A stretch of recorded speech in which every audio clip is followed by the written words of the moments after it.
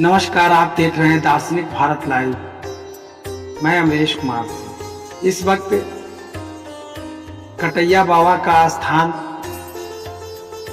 और श्री राम जानकी परिसर में आए हुए हैं और हमारे बीच इस स्थान के पीठाधीश्वर श्याम सुंदर शरण महाराज जी भी हैं और दूसरी तरफ आचार्य पतंजलि शास्त्री जी से आज हम जानना चाहें।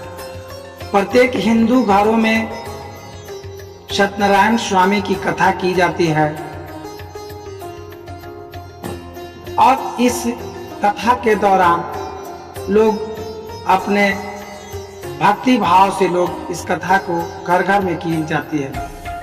पर बहुत से हमारे साथी बंधु हैं जो यह जानना चाहते हैं कि जो सत्यनारायण स्वामी की कथा है उसके आगे पीछे की बात क्या है, उसकी विधि क्या है और उससे कराने से किस तरह के हमारे जीवन में लाभ प्राप्त होता है। आप अपने आज के ज्ञान के माध्यम से आपके बहुत से देश में श्रद्धालु भक्त हैं, हिंदू धर्मावलंबी लोग हैं, जानना चाहते हैं कि भगवान श्री सत्यनारायण स्वामी की क्या है। हरि शरणम हरि शरणम हरि शरणम हरि शरणम हरि शरणम हरि शरणम नारायणानंत हरेन्द्र सिंह प्रहलाद बाधा हरे कृपालो जीवे पिब स्वामृत में तदेव गोविंद दामो दर माधवेति गोविंद दामो दर माधवेति। आज का प्रमुख विषय कटैया स्थान से एवं पीठाधीश्वर श्री आचार्य राम सुंदर शरण जी के बीच हिंदू धर्मावलंबियों में और सनातन धर्मावलंबियों में आज से नहीं पुरातन काल से सत्यनारायण स्वामी का पूजा का लोग हर गृहस्थ लोग जरूर कर रहे हैं। इसकी क्या नियम है, क्या विधि है, सत्यनारायण का स्वरूप क्या है, सत्यनारायण कथा सुनने से क्या मनोवांछित फल होता है, किस तरह से सत्यनारायण स्वामी की कथा को कहना चाहिए और कैसे सुनना चाहिए, सुनने के बाद तो फलाश्रुति मिलेगी ही। इसकी सारी व्याख्या मैं कोशिश करूंगा कि अपनी सारगर्भित शब्दों में और सुस्पष्टित शब्दों में व्याख्यायित हो और आपके बीच कुछ लाभान्वित बने, इसको सुनने से भी समझें और इसमें सारी कथाओं की महिमा का वर्णन हो। सत्यनारायण स्वामी की कथा को मन में धारण बनाने के पहले अधारणा बनती है कथा के जगह सुनने से। भगवान के कथा सुने तो लीलावती कलावती के मन में हो गया कि हम जैसे बीच में भगवान के कथा सुने, तो यह यदि मन में भावना हो गया कि हे भगवान हमको इस चीज की पुष्टि दीजिए, हमको संतुष्टि, इस प्रकार के कार्य को हमको कीजिए, तो हम सत्यनारायण स्वामी की कथा करें। यह भी लोग करते हैं। किन्हीं को यज्ञवादी व्यवस्था में लड़का के शादी में, लड़की के शादी में प्रायः मंडपाच्छादन दिन सत्यनारायण स्वामी की कथा। तब कथा जिस दिन हम सोच लिए और सोच लेने के बाद जिस दिन हमको कराना है, तो कराने के 2 रोज 4 रोज पहले एक ब्राह्मण से पूछ के कि सरकार हमको सत्यनारायण स्वामी का कथा कहना है, आप आ जाए। वह ब्राह्मण सामग्री की व्यवस्था कर देंगे, उनसे सामग्री लिखवा लीजिए। तो सामग्री के उलझन में पड़ेंगे तो थोड़ा सा समय भाव भी है और समय बढ़ जाएगा। तो स्वयं ब्राह्मण सत्यनारायण स्वामी के सामग्री को दे देंगे। तो पहले आप सामग्री का उपलब्ध कर लीजिए। तो सामग्री आप उपलब्ध सत्यनारायण स्वामी के कर लीजिए और तिथि का आपने चयन कर लिया कि हमको आज सावन महीना के 10वीं में, माघ महीना के एकादशी में, कार्तिक महीना के पुनिया में किसी दिन हम इस कथा को सुने। इस कथा को सुनने में कोई भी दिन का विधान नहीं है, कारण सत्यनारायण स्वामी की कथा में ही आया है कि जस्मिन कस्मिन दिने मृत्यु, जस्मिन कस्मिन दिने मृत्यु भक्ति श्रद्धा समन्वित है। जिस किसी दिन में भी भक्ति और श्रद्धा से हम कथा सुने, तब उस दिन ब्राह्मण को बुला करके दिन निर्णय कर लीजिए। ब्राह्मण को निर्णय कर लीजिए, आपके घर ब्राह्मण आ गए और उस दिन कथा का आयोजन हो गया। ब्राह्मण केला के स्तंभ बना करके, कदली पफल बना करके के चारों तरफ से स्तंभ बना के मंडप बना देते हैं, मंडप में शालिग्राम अधिष्ठित कर देते हैं, तब कथा का आयोजन करें। और उस दिन आपको उपवास रखना, कारण कोई भी भगवान की भक्ति की क्या तरंगिणी है, वह उपवास से होता है। उपवास शब्द का अर्थ है उप समीपे बसती, जैसा उपवास है समीप, भगवान के समीप में बसना, यही उपवास का। तो उपवास करने से भगवान की एक समृद्धता प्राप्त होती है और भक्ति के प्रति एक अनुगामिनी शक्ति प्राप्त होती है। तो उपवास कर लीजिए। बन पड़े तो आपके घर में जितने सदस्य हैं और श्रद्धालुगण, सबको निमंत्रण दे करके कथा को भेजिए कि आज हमारे के यहाँ कथा है, हकार पढ़वा दीजिए और सबको बुलवाइए। अब बुलवाने के बाद सभी तो उपवासित नहीं रह सकते हैं, लेकिन कोशिश कीजिए कि हम घर के जितने भी सदस्य हैं तो संयम से उपवास। तो अब सामग्री की इकट्ठा हो गए, आप इकट्ठा हो गया, आपके घर में ब्राह्मण आ गए और ब्राह्मण आने के बाद कथा का मंडप सज गया। अब कथा शुरू हो रहा है। एक बार बोलिए सत्यनारायण स्वामी की। उस दिन उपवास रहना है, उस दिन उपवास रह करके कथा सुनना है। तो वह कथा सुनने में सबसे पहले सत्यनारायण स्वामी को एक स्वरूप को समझना होगा। सत्यनारायण स्वामी कथा के मूलभूत कथा में सत्यनारायण स्वामी के स्वरूप को समझना होगा और सत्यनारायण स्वामी के 3 बातें, 3 आधार, 3 बिंदु पर विचारणीय, अनुकरणीय और अनुगमनीय करना होगा। तो 3 बात क्या है? तो सबसे पहले सत्यनारायण तो है ही, दूसरा लीजिए सच्चिदानंद घन परमेश्वर, और तीसरा लीजिए विष्णु। तो सत्यनारायण का तो आप शाब्दिक अर्थ समझ ही रहे हैं। सत्य से सच्चा नर जो आयन है, नारायण है, जो सच्चे स्वरूप नारायण है वह विष्णु है। अब सच्चिदानंद का अर्थ कीजिए सत्य चित्त। यह जन संधि, यह हलंत हल संधि हो जाएगा, व्यंजन संधि हो जाएगा। सच्चित, सत्योचित, सच्चित, सच्चे चित्त से सत्यनारायण स्वामी की कथा भी सुनिए तो सच्चे चित्त से बन के, तब आनंद आएगा। सच्चे चित्त से किसी वस्तु को सुनिएगा तो आनंद की प्राप्ति होगी। सच्चिदानंद का मूलभूत अर्थ है यही सच्चिदानंद, सत्य चित्त आनंद स्वरूप, सत चित्त आनंद स्वरूपात्मक दृष्टि सती जैसा परमेश्वर सैव विष्णु। यही विष्णु, यही विष्णु है। अब विष्णु को कहते हैं विवेष्टयति सकलान लोकान चराचरति।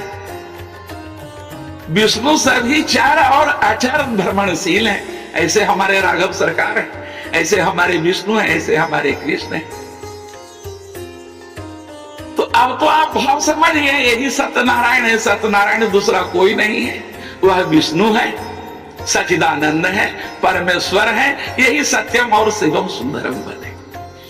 अब आइए, विष्णु का स्वरूप एक शालिग्राम में होता है। हम हिंदू धर्मावलंबी शालिग्राम शब्द को जानते हैं अब शालिग्राम शब्द की उत्पत्ति कैसे हुई, बिंदा का मैं आख्यान रखूंगा तो सब मैंने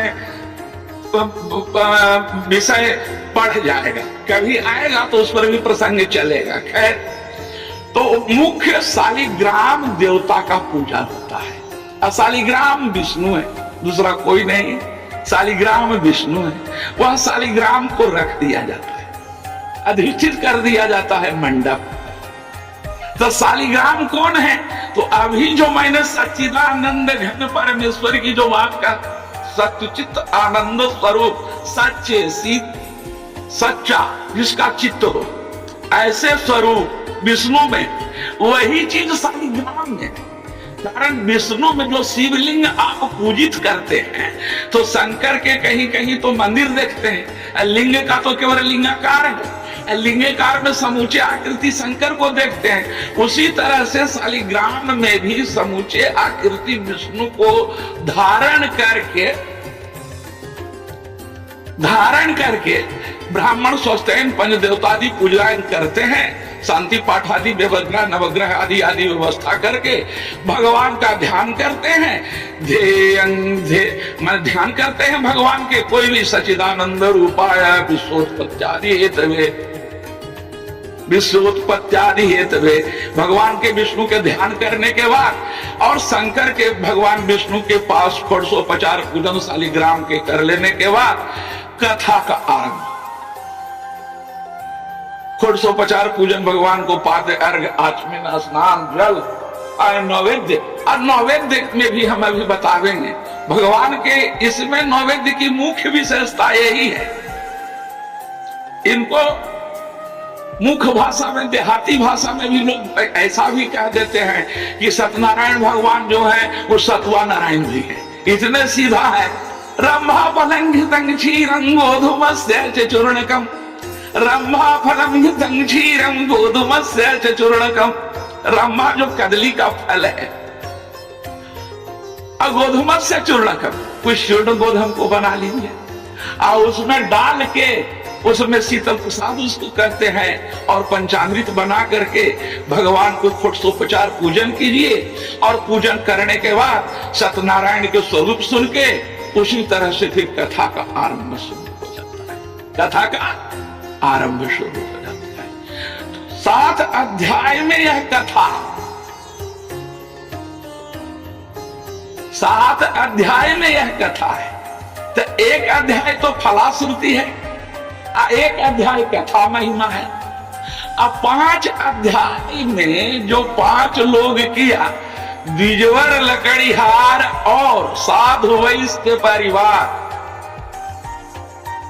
द्विजवर लकड़ीहार और साधु वैश्य परिवार, तुंगध्वज राजा, यही 5 जगह 5 कथा यह 7, यह भी मैं आगे कहूंगा, इस वक्त में बोलूंगा। खैर, तो यही 5 को सबसे पहले कथा की महिमा आती है। तो शुरुआत हो जाता है, एकदा मुनियः सर्वे सर्वलोके हिते रतासुरं में नैमिषारण्ये गोष्ठिं चक्र मनोरमा। सतयुगासी ने माना जाए, सनातन, यह चीर सनातन सत्यनारायण स्वामी की पूजा है। ऐसा वर्णित यह नहीं आया कि लीलावती द्वापर में सुना कि त्रेता में सुना। कारण 3 वो जो देवाधिदेव हैं, विष्णु जो हैं, वह सभी जुगादि व्यवस्थाओं में है। कितने युग आया, कितने युग गया, तो मैं ही नहीं कह सकता हूं। स्पष्ट उल्लेखित कहीं उदाहरण नहीं पुराणों में है कि सत्यनारायण स्वामी की पूजा कौन युग से हुआ है। तो मैं मानता हूं कि सतयुगीन व्यवस्था से ही सत्यनारायण स्वामी की पूजा हो रही है। कारण कि सत्यनारायण स्वामी का पूजा स्कंद पुराण के रेवा खंड से 7 अध्याय लिखा गया। प्रत्येक अध्याय के अंत में यही लिखा जाता है कि तीसरी स्कंद पुराणे रेवा खंडे सत्यनारायण स्वामी व्रत कथायां प्रथमोध्याय। एक बार बोली सत्यनारायण स्वामी की जय। यही कथा में लिखा हुआ रहता है अंतिम कल अथी में। कथा समाप्ति होती है या किसी भी पुस्तक होता है तो कहीं इति लिखते हैं कि इति प्रसंग देकर के बात का वर्णन होता है। तो यह स्कंद पुराण के रेवा खंड से 7 अध्याय विष्णु की चरित्र की गाथाओं का वर्णन।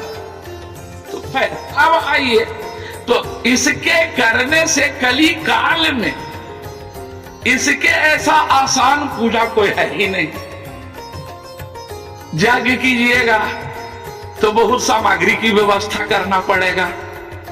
सत्यनारायण स्वामी के पूजन करने में कुछ नहीं करना है, 1 दर्जन केला लेना है, कुछ ऋतु फल ले आना है, एक ब्राह्मण के बुला के सत्यनारायण स्वामी के पूजा करना है। सत्यनारायण स्वामी की पूजा कीजिएगा तो सत्यनारायण स्वामी ऐसे जो सच्चे नारायण स्वामी हैं, राजा तुमने ध्वज के सारे सामग्री दे दिए, द्विजवर जो किया तो उसको संपत्ति बढ़ा दिए, लीलावती कलावती के जैसे के बीच में बहुत बड़ा जस्त सस्ती दे दिए। तो सत्यनारायण स्वामी के उपवास जन्य विधि सामान्य रूप से भी विधि विधान से करने से समृद्धता की प्राप्ति हो जाती है। अब सत्यनारायण स्वामी के व्रत की महिमा में आया है कि जस्मिन कस्मिन दिने मर्त्यो भक्ति श्रद्धा समन्वित है। जिस किसी दिन ही भक्ति और मर्त्य भाव से कथा का सुनना चाहिए और समर्पण करना चाहिए। फलश्रुति में बता दिया सामग्री में काम करना चाहिए और करने के बाद इसमें के फल इतना बढ़िया फल है कि आप दुर्गा सप्तशती कीजिएगा तो 9 दिन का कीजिएगा व्यवस्था, सावन में 15 दिन 1 महीना बेलपत्र चढ़ाइएगा। आई तो तुरंत कीजिए और आधा घंटा कथा के बाद आरती के बाद आए जय लक्ष्मी रमणा करके जय जगदीश हरे करके और आरती की जय श्री राजा रामचंद्र जी की जय हो। आए इस भक्ति से भी मगध में और सभी क्षेत्रों में यही आरती का प्रसंग चलता है। और आरती के बाद भगवत संकीर्तन सब लोग करें तो उस दिन गांव की खुशहाली, घर की खुशहाली और महीने भर की खुशहाली हो जाती है। और जो गृहस्थ जो धर्मावलंबी मस्तुवत की पूजा का अनुष्ठान ले लेते हैं तो उससे तो अनन्य भक्ति की प्राप्ति की जाती है। इसमें वह करने पर ही वो अपने पता चलता है कि भगवान ने मुझे क्या दिया। कारण ये दवाई खाने से पता चलता है। रोगोपशमनीय औषधोपशमनीय, रोग की शमनीयता कैसे होगी तो औषध की शमनीय कीजिएगा, औषध खाइएगा तो रोग का होगा। तो धर्म साधना करने से भक्ति की प्राप्ति होगी। जब भक्ति आ गया तो एक शक्ति तो भगवान देंगे। कारण आपने 2 घंटा किया, 1 घंटा भाव बनाया, 2 घंटा सामग्री लाया, 1 घंटा फूल लाया, बाबा जी के खिलाने में समय लगा। तो इस सब व्यवस्था से जो भक्ति गम्य वातावरण घर में बना तो भगवान तो शक्ति देंगे। उस शक्ति से है कि फल प्राप्ति होगी, इसमें कोई नहीं। तो यह वर्णित 7 अध्याय में कथा है और 7 अध्याय की कथा है। एक अध्याय कथा के महिमा में आ जाता है। कारण सूर्य में है कि एकदा मुनिया सर्वे सर्वलोक हिते रहता सुरम्य नई सारण्य गोष्ठी चक्र मनोरमा। एकदा एक समय, मैंने भी कहा कि स्कंद पुराण में वर्णित है। तो स्कंद पुराण द्वापर त्रेता की रचना नहीं है। स्कंद पुराण निश्चित सतयुगीन व्यवस्थाओं की रचना। कारण 80,000 81,000 श्लोक सबसे बड़ा स्कंद पुराण है। उसमें रेवा खंड है और उसमें 7 अध्याय है। तो एकदा मुनि सर्वे, एक समय मुनि मुनि मुनय बहुवचन, कितने मुनि बैठ के लोका सर्वलोक हिते रहता। श्री सत्यदेव भगवान की शरण सदा सुख कान सकल मनोरथ देत प्रभु जो नर करत गुणगान दीन बंधु रघुनाथ जी निर्जन तारक ध्रुव सदा सदा सफल करुणा में जगदीश परम पिता परमेश्वर मैं पतितन सिर ताज वेग उबार हो जाने निजय करो सकल सुर का तुम समय करुणा निधे करत कौन उपकार अगणित गणिकाधिक तरे साखी वेद है 4 दया सिंधु नहीं देखते भक्तन के दुख बार विविध ताप दुख दूर करा भव से करते पार। श्री सत्यदेव भगवान की कथा जगत में सार शरण ते की जो लय साधु हो उधार जीवन लकड़ियारो साधु वैश्य परिवार चंद्र केतु अरुतुंग ध्वजा 5 कथा जगसार इन भक्तन के काज प्रभु प्रगटे बारंबार सकल मनोरथ सिद्ध कर दिए पदार्थ 4 जन्म जन्म विनती यही श्री चरणों में ध्यान संजत संगत भजन दान धर्म दृढ़ ज्ञान स्तुति प्रभु की प्रेम से पढ़े कपट तज चित्त 4 पदार्थ देते ए प्रभु मन चाहा बार बार विनती यही श्री सत्यदेव भगवान पार करो भव सिंधु से सेवक अपना जान नमो भगवते वासुदेवाय नमो भगवते वासुदेवाय नमो भगवते वासुदेवाय। हाँ, ध्यान रखना भक्ति कथा और आरती के बाद भगवान का संकीर्तन कुछ मिनट जरूर। बंधुओं, अभी अभी आपने जो आचार्य पतंजलि शास्त्री जी के माध्यम से श्री सत्यनारायण स्वामी जी की महिमा उपासना से संबंधित बातों को सुना, और हम उम्मीद करते हैं कि जो सत्यचित आनंद स्वरूप भगवान विष्णु शालिग्राम के रूप में प्रतिस्थापित है, उन्हीं भगवान के सत्य और चित्त वृत्ति के साथ अगर उनकी उपासना की जाती है तो यह मनुष्य जीवन में सुख शांति और समृद्धि का कारण बनता है। फिर मिलते हैं इसी तरह से अगले एपिसोड के साथ। जय श्री राम।